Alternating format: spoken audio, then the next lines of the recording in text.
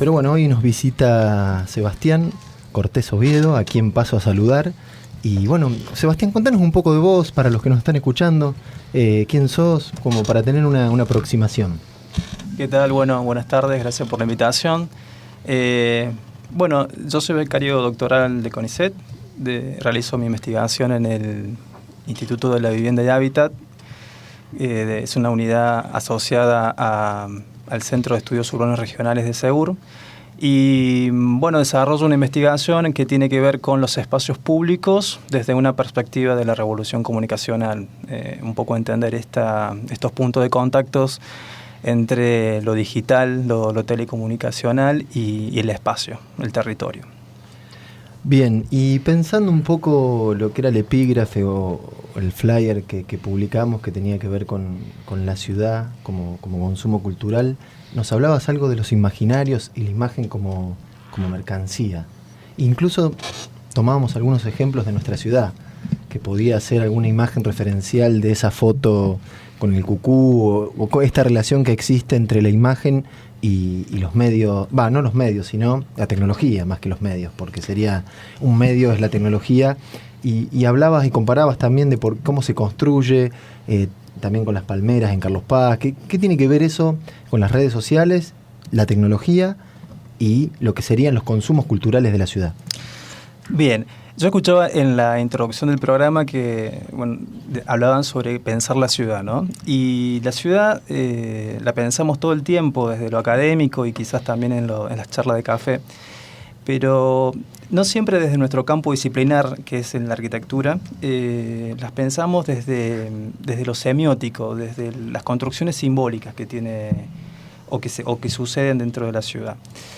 Hace 30 años atrás se produjo en el mundo una revolución comunicacional con la aparición de Internet. Si preguntamos a alguien de los 50 o a alguien de los 70 incluso, o por qué no de los 80, si se imagina el grado de interconexión que vivimos hoy en día, la hiperconexión que vivimos hoy en día con todas nuestras redes sociales, con todos nuestros dispositivos, quizás hubiera sido ni siquiera el guión del mejor guionista de ciencia ficción. Eso ha transformado nuestra forma de experimentar el mundo, particularmente modificando nociones instrumentales de nuestro campo disciplinar, como es el espacio-tiempo y el límite. Y eso ha generado toda una carga simbólica, si se quiere, con respecto a las vivencias que uno tiene. Canclini, que es un autor bastante reconocido en el tema de los consumos culturales, empieza a hablar en la década del 90, que dice a los intercambios se le ha agregado una dimensión simbólica. Es decir, no solamente es el intercambio del bien, del valor de uso, del valor de cambio, sino es el valor simbólico de lo que hagamos. O sea, el valor simbólico de nuestras relaciones, el valor simbólico de nuestras charlas, el valor simbólico de nuestras experiencias. Y acá viene la ciudad. ¿Por qué? Porque esta revolución comunicacional que yo mencionaba ha modificado o ha hecho, posibilitó una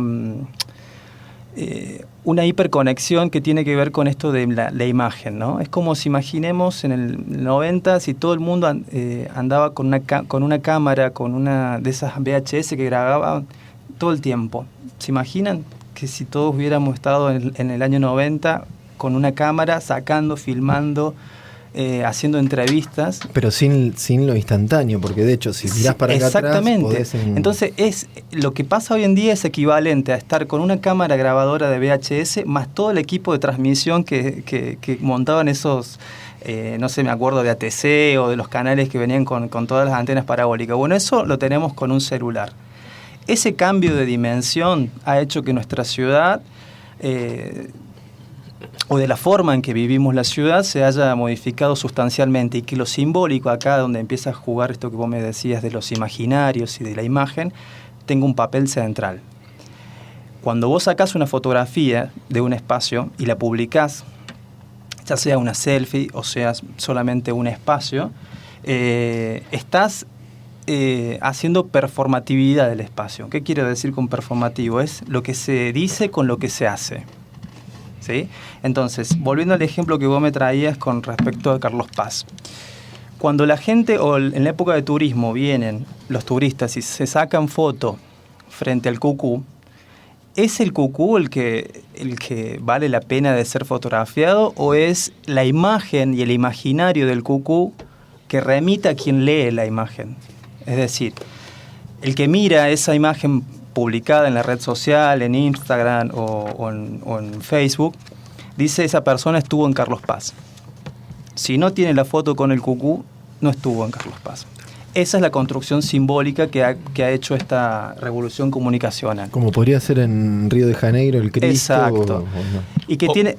Sí. O como podría ser, pregunto, que ahora está como muy de moda, que cada ciudad hace con letras muy grandes el nombre de la ciudad, y realmente no es algo que represente ni simbolice la ciudad en sí, pero parece que está el deseo de los turistas, digamos, fotografiarse con el nombre nada más de la ciudad. Es un deseo que no es solo de los turistas, ¿no? Es un deseo que es incitado, insinuado, buscado por parte de lo que es el aparato turístico de un lugar. Y que eso lo refleja muy bien el concepto de la marca ciudad, se llama así, marca ciudad. En Córdoba, frente a la catedral, hay un cartel que dice Amo Córdoba, Amo CBA en realidad. En Buenos Aires, en pleno Obelisco, tenés la BA, de una forma muy orgánica y muy cool, el eslogan de la ciudad. Y acá también. Y cada ciudad tiene su ícono. Entonces, esos son como puntos que condensan la ciudad. Es decir, cuando antes se saca... Esto no es ahora, ¿no? O sea, cuando vos ibas en la década del 50 a Europa, tenías que venir con una foto de la Torre Eiffel, el Panteón en Roma, el Coliseo y una foto del David. Eso lo que ha cambiado es la instantaneidad de esa comunicación y la masividad de la comunicación. Claro, y que también además antes tenías rollo de 24 o 36 fotos, elegías cuál sacar. Tal cual. No, y la que no te salía. Imagínate, claro, yo y me pasaba no podías ver. Decía, che, pero y no me salió. No, y no podías saber cuál era el resultado hasta tanto le revelabas. Ahora podemos sacar. Es muy interesante eso que ustedes plantean, porque eso da la idea de cómo han cambiado las dimensiones de tiempo y espacio. Antes vos sacabas la película, la foto, tenías que volver, o si podías revelar, el revelado de una hora era como una especie de Instagram del momento, ¿no? Porque era como que te daba la posibilidad de poder ver lo que habías sacado. Y hoy en día sacás miles y millones de fotos, la compartís, tenés el poder del hashtag. Incluso si se te vencía el rollo, te salía con filtro de Instagram y todo, la impresión. Tal cual. Bueno, eso es lo que ha cambiado, ¿sí? Y eso, digamos, si a eso le sumamos que, imaginemos en la década del 90, que cuando alguien sacaba el rollo, ¿quiénes podían ver esas fotos? No sé, tu familia, tus amigos, mostrabas el álbum. Hoy la puede ver todo el mundo, ¿sí? O sea, eso es lo que ha cambiado en sentido de nuestra percepción de la imagen. Quizás no nos damos cuenta nosotros porque estamos en el proceso. Pero si transportamos a alguien del 80, que no estoy hablando de hace 100 años, estoy hablando de hace 30 años, 40 años, y le decimos la manera en que vivimos, la manera en que consumimos la imagen técnica, que es la fotografía, los imaginarios que se han construido, porque no solamente en la ciudad, esto lo podemos leer en lo urbano, pero existe en las personas, existe, digamos, hay una mercantilización de todas las cosas. Incluso también depende del ángulo como tomas la foto, porque podés hacer, claro, según qué querés que se vea o qué no, también podés construir una imagen, porque según el fondo que vos decidas que se vea o que no, podés estar... No sé si me explico con lo que quiero decir. Tal cual, y eso tiene que ver la construcción de imaginarios. Incluso las proporciones. El 13x18 y ahora tenemos el cuadrado. Claro, Instagram tiene ¿cómo el formato? Ahora lo amplió. Cuadrado. Es sí, cuadrado. Sí. En rigor era cuadrado, claro, y después se tuvo que adaptar. Y mira, hay ciudades, sobre todo europeas, que tienen en sus espacios públicos carteles donde dice tome su fotografía desde aquí. Ah, ya te marcan el Exacto. ángulo, el punto de fuga, sí. Entonces, Incluso, mira, llegó el año pasado a la... Bueno, y eso ha hecho de que todas las fotos sean iguales, ¿no? Bueno, pero el otro día veía publicado algo muy interesante de los lugares que son según la foto y lo que es en la realidad, ¿no? Porque de pronto te encontrás con un paraíso y llegás y es un hormiguero. Tiene que ver con esto, lo que vos decías, o sea, cómo se construye con esa toma un imaginario, ¿sí? Porque, a ver, esto, digamos, la ciudad como consumo cultural es la ciudad convertida o tendiente a convertirse en un parque temático. Es una mirada distinta y con esto no quiero banalizar todos los procesos sociales, los procesos culturales y las luchas que se generan dentro de la ciudad. Esto es una mirada desde el campo de la semiótica, desde el campo de lo antropológico, si se quiere. Es otra mirada. Pero que como dice Canclini, es lo simbólico lo que pone en jaque todo lo demás. Cuando salís a la calle y se hace una ocupación del espacio público, si esa manifestación, si ese festejo de partido que gana Argentina no está publicado, no existió. Bueno, eso pasa, ¿no? Incluso si no compartís ciertas situaciones o momentos, parece que no estuviste ahí. Bueno, eso tiene que ver con lo performativo. Lo que se hace con lo que se dice con lo que se hace. O sea, yo estuve en ese lugar. ¿Cómo sabes que estuve? Porque tengo fotos. Porque estoy en las redes. Estamos para el psicólogo, ¿no? No, bueno, pero es una dinámica bastante interesante de pensar desde el campo de lo urbano, ¿no? Claro, es como si no pasan las redes, no pasan la vida. Me acuerdo de esa publicidad de TNT que decía, no sé si se acuerdan. Sí. Bueno, llevándolo a ese plano, lo llevo acá a la vida cotidiana y es como que si no hay una foto, hay una imagen, un registro, no estuviste ahí o eso no pasó. Tal cual. Pero es hasta un poco perverso, no sé si es perverso la palabra, pero sí me da un poco de miedo. Eso tiene que ver con un poco lo que es la cultura de lo visual, ¿no? Eso te iba a decir, que también tiene que ver con comunicar. Ahora hablamos con emoticones y sin emoticones parece que está incompleto lo que estamos diciendo o lo que estamos escribiendo. La síntesis que puede tener un emoticón. La síntesis o todo lo que puede transmitir un GIF o una imagen, un color, hoy por hoy. El pañuelo era blanco hasta hace unos meses, o sea... Tal cual. O un texto mal leído, depende de la acentuación que le das. Bueno, por ahí ya estamos yendo a otro escenario. Claro. Es muy interesante cuando, digamos, la crítica donde podrías poner la reflexión en este proceso, que es cuando esto termina siendo... empieza como a generar una segmentación del público, ¿no? Por lo general los pobres no quedan bien en las fotos de Instagram. Y lo digo en términos irónicos, ¿no? Porque justamente cuando se hace una segmentación territorial de ciertas poblaciones, es porque justamente también, digamos, es como que me arruinan la imagen, ¿no? Ese sería como el pensamiento que está por atrás. Y eso se ve muy bien en los grandes centros turísticos y quizás acá en Carlos Paz también.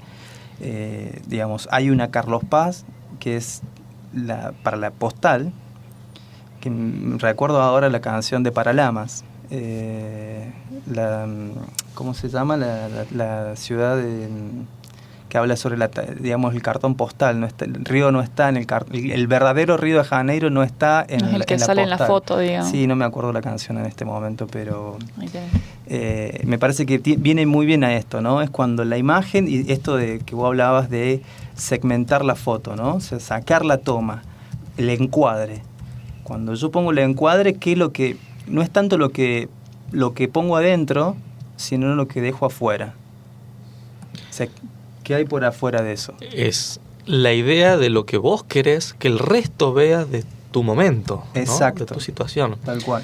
Ahora yo me pregunto, en esto de que sin lugar a duda tiene una carga simbólica de gran magnitud, esto fue acrecentándose no solamente con el uso, digamos, de las tecnologías, sino que se fue haciendo de manera masiva por una cuestión cultural, digamos, o solamente por la facilidad de la tecnología, como vos decías, con un teléfono celular podemos reemplazar lo que antes era una cámara, con una camioneta y demás.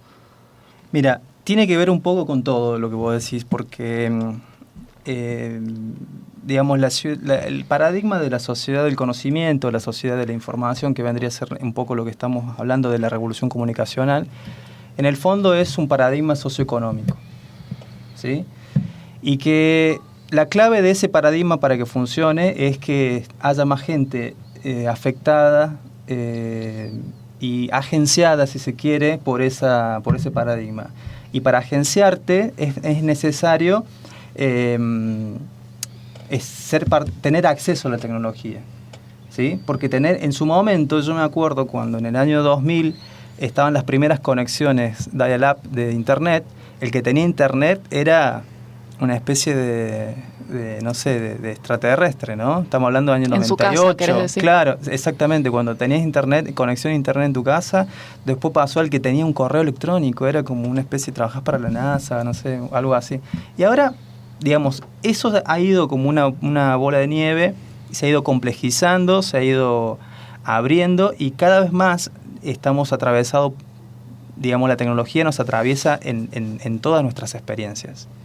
A tal punto de que las redes sociales hoy en día tienen una incidencia muy grande en los procesos sociales de los países. El escándalo con Facebook del año pasado, o este año, perdón, que se ha demostrado que Facebook, digamos, ha incidido en las elecciones de Estados Unidos, que ha incidido en las elecciones de Argentina en el 2015, digamos, ya no es aquello, la red social ya no es esa cosa banal, mundana, donde saco fotos y las posteo. Se ha transformado en un orden digital. En un territorio más. En un territorio, exacto. Exactamente. Entonces, bueno, y como vos hablas de territorio, es fundamental, y eso quizás al cierre de esta charla podemos retomar, quién queda dentro y quién queda fuera de ese territorio. Porque es muy importante decirlo, la mitad de la población no tiene internet del mundo, ¿no? O sea, uno cree que todo el mundo está conectado. No, 53% no está conectado. Y del 47% que está conectado, el 80% pertenece a los países de centrales, a los países de la OCDE. Mira, la Argentina es el país más digitalizado de América Latina. Tiene el acceso a Internet en Argentina es del 74% y la penetración de lo digital es del 91%. ¿Qué quiere decir la penetración? Es cuánto nos llega de lo digital a nuestras vidas. O sea que la Argentina es un caso muy raro, ¿no? Porque en el contexto latinoamericano, imagínate que Haití, si bien estamos hablando de un extremo, tiene el 12% de su población conectada. El caso de Brasil es un 60%, 53%, 59% creo que es. En el caso de Chile es un 65%. Entonces, bueno, en ese territorio que hablábamos, de lo digital, que no es solamente lo digital, siempre digo yo, ya no se puede separar aquello virtual de lo real. Eso era cuando me tenía que conectar para ver el correo, cuando tenía que enchufar el módem y pedirle que no levanten el teléfono para que se cortara la conexión. Ahí sí puedo decir, bueno, esto estaba conectado y después no estaba conectado. Hoy en día ya esa división es muy difícil de hacer. Entonces, eso lleva a que vivenciamos el espacio de una manera muy diferente. Y la ciudad es, bueno, justamente la nueva, para mí la nueva escenografía de esta situación global que vivimos con la revolución comunicacional. Y bueno, continuamos acá con Sebastián, encaminándonos con este tema de la ciudad como como producto no, como consumo cultural. Ya iba a agregar una palabra que no era. No estás tan equivocado. Es porque para ser un consumo cultural, antes tiene que ser un producto. Bien. Suena feo, ¿no? No, bueno, no sé. Sí, pues depende. Suena extraño, pero no sé si sí, podría ser. Pero bueno, veníamos caminando y la idea era hablar un poco del espacio escópico y que nos digas qué es, porque en realidad lo estoy leyendo, no es que lo sepa, y el lugar de intercambio. ¿Qué sería esto del espacio escópico? En el bloque anterior vos me dijiste que el tema de las fotos y de la imagen publicada tenía que ver con esto de que nos miren. Mirar y ser mirado. Exacto, tal cual. Eso quiere decir escópico, mirar y ser mirado. Que viene un poco de del pensamiento lacaniano, que habla sobre sobre lo que es no recuerdo en este momento bueno, lo escópico es cuando tiene un nombre en la psicología, que es cuando el niño se reconoce frente al espejo como una unidad, como una totalidad. Y bueno, eso se ha llevado, los semióticos lo han tomado desde de Lacan y lo han llevado para explicar el grado superior de lo que es la cultura de la imagen. Para los semiólogos, digamos, ya no es una cuestión ya no vivimos una cultura de la imagen, sino vivimos un régimen escópico. Sí, es una cuestión superior, ¿no? Que tiene que ver con esto de mirar y ser visto. Es un voyeurismo amplificado y que usa la imagen la fotografía, las redes sociales y toda la disponibilidad de los dispositivos comunicacionales para ese fin. Y la ciudad se ha convertido también en una entidad que se construye a partir de esa mirada, de ese voyeurismo. ¿Y qué tiene que ver con esto del imaginario? Cuando vos entras a Carlos Paz y ves las palmeras, ¿a qué te remite? A un lugar de turismo. ¿Por qué? Porque la palmera se asocia a las postales del Caribe, ¿no? Cuando, por ejemplo... Muy correspondiente a una zona mediterránea prácticamente. Porque con costa. Con costa. Bueno, puede ser, costa, la costa. Sí. Con costa. Tiene que ver con eso. No, digo... Mucho Baywatch. No, porque digo claro. Mediterráneo, porque Córdoba en realidad está en medio... Le falta el mar, pero ahí está el punto. O sea, ¿ves? Esa construcción de la ciudad empieza a ser una construcción escópica, ¿no? O sea, se genera una escenografía para que eso transmita un imaginario y yo pueda fotografiarme en esa escenografía, que en este caso son partes de la ciudad, y que, bueno, ahí esa parte de la ciudad se transforma en un bien de consumo cultural, en un producto. Entonces en la costanera estaría bien, porque ahí en la costanera del lago tendría alguna reminiscencia con el mar, con el Caribe, salvando las distancias. Sí. Mirá qué interesante, en la década del 90 hace su aparición flamante la palmera Timbó, ¿no? O sea, en el 90 estaban las casas, había como dos imaginarios, ¿no? La casa neobarroca de country, esa casa como de cuento, y la palmera. O sea, ya no eran los dos leones que tenían antes las casas como para demostrar su estatus social. Y bueno, eso tiene que ver con el consumo de imaginarios. Y en la ciudad pasa exactamente lo mismo.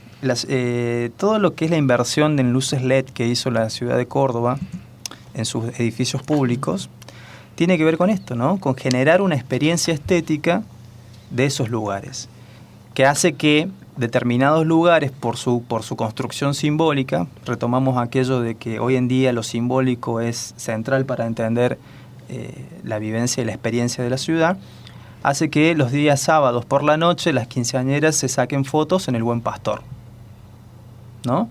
Y que esas fotos tienen que tener determinados fondos y tienen que ser subidas a las redes, ¿no? La escalera siempre está presente, hermano. O sea, me imagino claro, una escalera de ese lugar o de otro. Acá en Carlos Paz era muy común un hotel, no sé si todavía se sigue haciendo, pero el hotel sigue creo que sí. Creo que sí. Hay un hotel muy característico donde hay una escalera muy pintoresco y donde se siguen sacando, no sé, digo yo, se siguen sacando fotos, pero es parte de un escenario. Claro. Como podría ser algún parque, o en Rosario también creo que hay lugares clave donde, lo mismo que los recién casados, que toman esas escenografías de esas postales. Bien, y entonces ahí digamos, ese es un ejemplo concreto de cómo la ciudad se transforma en esto, ¿no? En un producto, en una escenografía que uno utiliza. A veces esas construcciones son inducidas por procesos de turistización de la ciudad, ¿no? Que tiene que ver con hacer la ciudad más turística. Y en este sentido, por ahí insisto un poco con esto de lo simbólico, que al fin y al cabo todos los comentarios nos están llevando ahí al poder simbólico, ¿no? Ese capital simbólico. Recién hablabas de que la cuestión escópica deviene del proceso que tiene un niño de poder reconocerse a través del reflejo de un espejo. Pulsión escópica. Pulsión escópica. Sí. Es, en ese sentido, entonces, se reconoce, digamos, como figura, pero quizás no presta tanta atención al contexto. ¿Pasa lo mismo con las ciudades? Con esto que estamos hablando, de que quizás las palmeras, como vos decías, Manu, en la costanera, reconoce o puede ser como un lugar típico de postal, no se reconoce otras zonas de la ciudad. Claro, tiene que ver con esto. Cuando Lacan dice la pulsión escópica es porque el niño se reconoce como unidad, se constituye como sujeto frente al espejo. En este caso, lo que se está constituyendo como unidad es la construcción de identidad en la ciudad, la construcción de identidad a partir de esa mirada externa, ¿no? O sea, yo voy a un determinado lugar, me ven en ese determinado lugar y yo me constituyo como sujeto que va a ese lugar. ¿Se entiende? Por eso que voy a elegir ciertos lugares para ir y otros no. Y voy a querer que en esos lugares vayan algunos y otros no. Por eso a veces hay fila que hacer muy cerca de la radio para sacarse foto con el icono de Carlos Paz. Claro. ¿Cuál? El icono que está en la casilla, cerca de la casilla de turismo, atrás de la terminal de ómnibus. El logo. El logotipo. El logo de la ciudad. Ahora hay uno nuevo que está en la autopista que está más complicado para sacar una foto. Pero hay uno nuevo a mano derecha que está iluminado. Igual pensaba en esto de las palmeras, más allá de que un paisaje antrópico, bueno, que es foráneo, pero nosotros en Córdoba hay un bosque de palmeras, ¿o no? Hay palmeras autóctonas. Sí, en la zona de Capilla del Monte. Pero no son esas palmeras. No, me parece que son un poco más bajas. Son bajas y anchas. Y son climas áridos. O sea, Campo, estamos incluso hasta... Esa palmera es de climas tropicales. Por eso estamos forzando un paisaje en realidad. Por supuesto. En un lugar, sí. Me quedé con esto de que la ciudad es soporte de estas nuevas prácticas culturales, pero no estamos hablando o teniendo en cuenta a la totalidad de la ciudad, sino a ciertos sectores de la ciudad. Y sí. Es lo que estoy repitiendo y repasando lo que acababan de decir y me quedó resonando. Y me acordé, unos amigos que vivían en Río me habían comentado que dice, hay un río que es el río para el turista, sí, y un río que es el río, o sea, el río que se exporta, el río de las fotos, el río que sale en las propagandas. Copacabana. Claro, y el río real. Uh-huh. Y el río que se muestra es a lo mejor un 10, un 5% de lo que es o lo que sucede en realidad en la ciudad. Tal cual. Bueno, pero eso vos sabés que tiene que ver, eso inevitablemente termina construyendo un imaginario urbano de la ciudad. Exacto. Y que es apropiado casi por todos los estratos sociales. Porque el que tiene el poder de generar eso, por lo general tiene una situación de dominancia está en un sector alto del estrato social. Y por lo general, esto no es una constante ni una regla, pero los estratos más bajos tienden a parecerse o a consumir lo que el estrato, digamos, hegemónico tiene. Pero ahora pensando, mientras hablaba, se me ocurría, pero las ciudades no necesitan esos íconos, porque... Siempre los hubo a los íconos. Claro, es como una... Pero lo que ha cambiado es la hiperconexión y la comunicación de esos símbolos. Es verdad, siempre se ha producido esto de cuando apareció la fotografía en el principio de la primera mitad del siglo XIX, que la fotografía yo considero fue como la internet del momento. Hubo también un consumo de esas imágenes y hay digamos yo tengo una investigación sobre eso, de cómo se construyen los imaginarios urbanos acá. Por ejemplo, la plaza de Córdoba trató de ser un parque a lo París, ¿no? Que viene a partir del consumo de las tarjetas postales. Pero lo que ha cambiado es el acceso de esa información. Digamos, vos tenías un receptor y un emisor, en este caso era el que sacaba la fotografía de París, el que la imprimía en una postal, y 1.000 o 10.000 consumidores de esa postal. Hoy tenés 1 millón de prosumidores, que quiero decir con esto, que producen, pero a la vez consumen.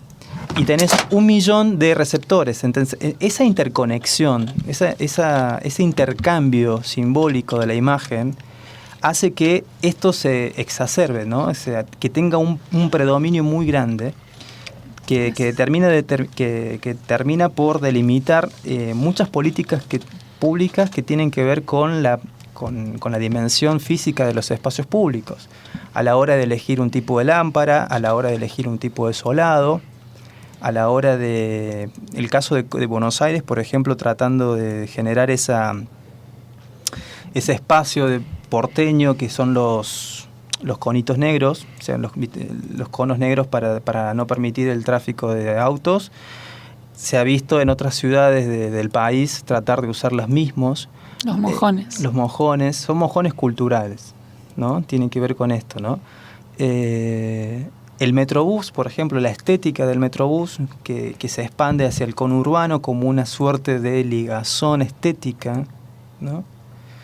Bueno, eso nos dan cuenta de que lo estético no como lo lindo y lo feo, sino como la capacidad de poder, como dice Rancière, una categoría política, como la capacidad de imponer lo que es lindo y lo que es feo, lo que incluye y lo que no incluye. Eso es lo que es importante de rescatar de este proceso de intercambio escópico, de esta construcción de imaginarios. Esa experiencia estética construida, ¿quién la construye? ¿Desde qué supuestos las construye? Y quiénes están dentro y quiénes están fuera de esa construcción. Porque te imponen una idea, ¿no? Un imaginario. Bien. ¿Ese es el imaginario que es el imaginario que quiero, que deseo, que me representa? ¿O me subo a ese... Lo adopto. Exactamente. Adscribo a ese pensamiento y me constituyo como el niño que se mira al espejo en un sujeto X. En el nuevo derecho a la ciudad y el derecho a la experiencia digital del urbano, ¿qué sería la experiencia de lo digital del urbano? Y te lo pregunto al revés, me interesa primero saber eso y después el nuevo derecho a la ciudad. La experiencia digital del urbano tiene que ver con esto, de que todos seamos, que tengamos la misma posibilidad de acceso frente a estas vivencias que nos ofrece la tecnología digital. Hay una cantidad de información que está circulando en las redes sobre las ciudades, que como nunca antes la información es poder, ¿no? El que tiene más información tiene más poder.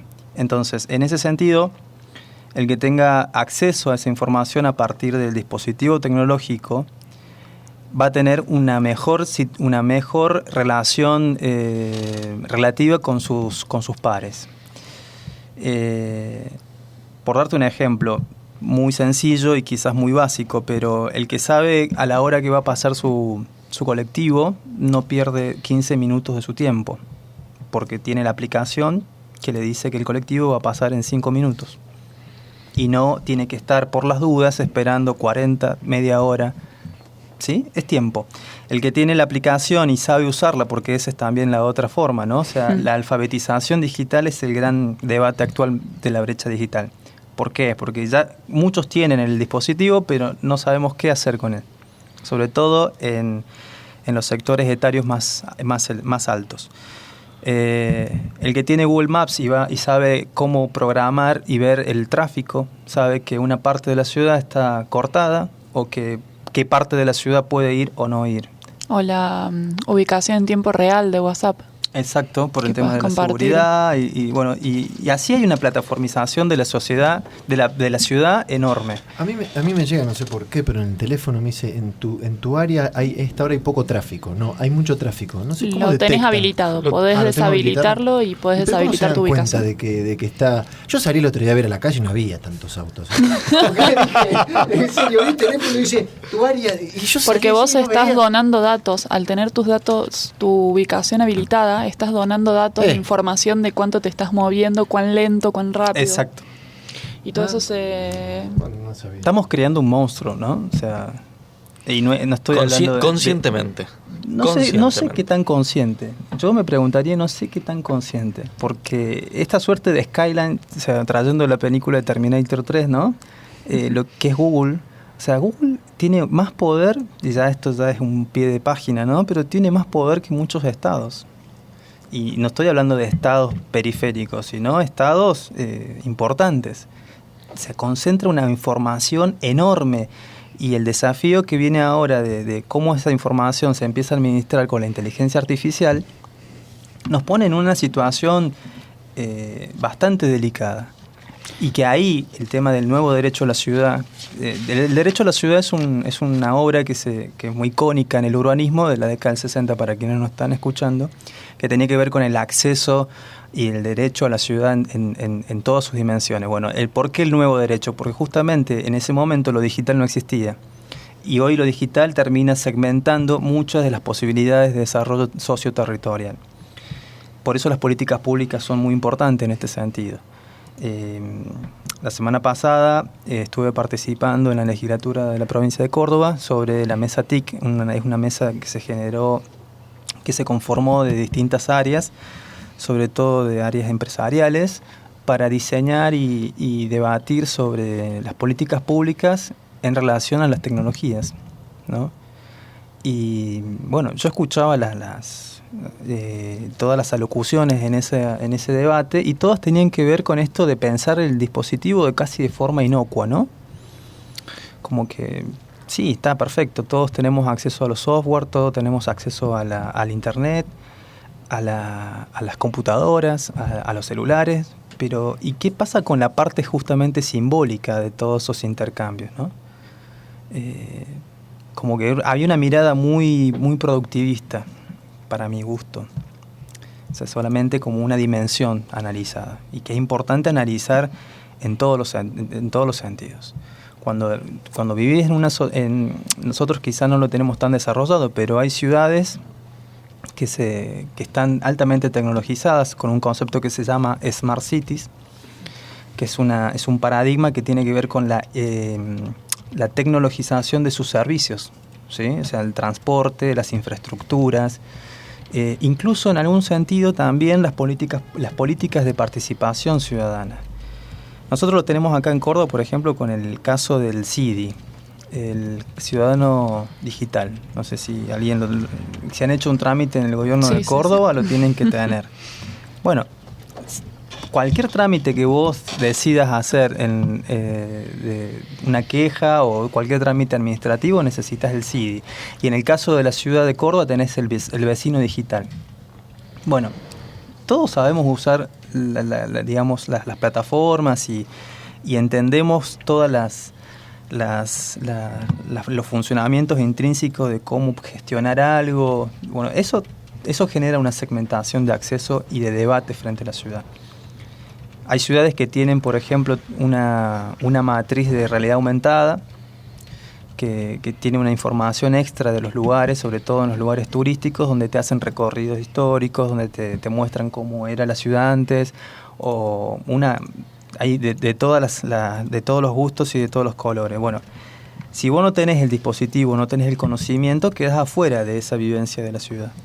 Entonces hay una parte de la ciudad que posiblemente no sea para todos, ¿no? O sea, y volvemos al tema del acceso a la ciudad. Así que bueno, eso es un debate bastante importante. Retomo algo que en la pausa conversamos y quedó pendiente en cuanto a los influencers y los youtubers como un producto, ¿no? De esta hiperconectividad y seguir una línea, adherir a algo. una profesión nueva. Una nueva profesión, exacto. Porque hay gente que vive de esto y que vive muy bien. No, de verdad. Sí, mucho dinero. Mucho mejor que cualquier becario de CONICET. Entonces, vos sabés que yo tengo un trabajo sobre eso, sobre analizar los videos y de los inmigrantes que llegan a Argentina, sobre todo en la ciudad de Buenos Aires. Y es muy interesante de cómo ellos arman sus videos, su opinión de la ciudad a partir de estos imaginarios construidos. Previos a su llegada. Bien. Pero sobre todo, no solo previos, porque yo creo que eso te puede durar una semana, 15 días, un mes. Pero hay gente que yo lo sigo hace 2 años, 3 años y siguen hablando de lo mismo o de la misma Buenos Aires. Y cuando vos escuchás esa Buenos Aires parece una ciudad quizás del interior de Francia, ¿no? Claro.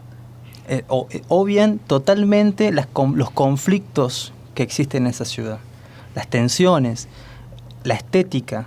O sea, todo lo que te muestran es la ciudad fotografiable. ¿Pero por qué la muestran?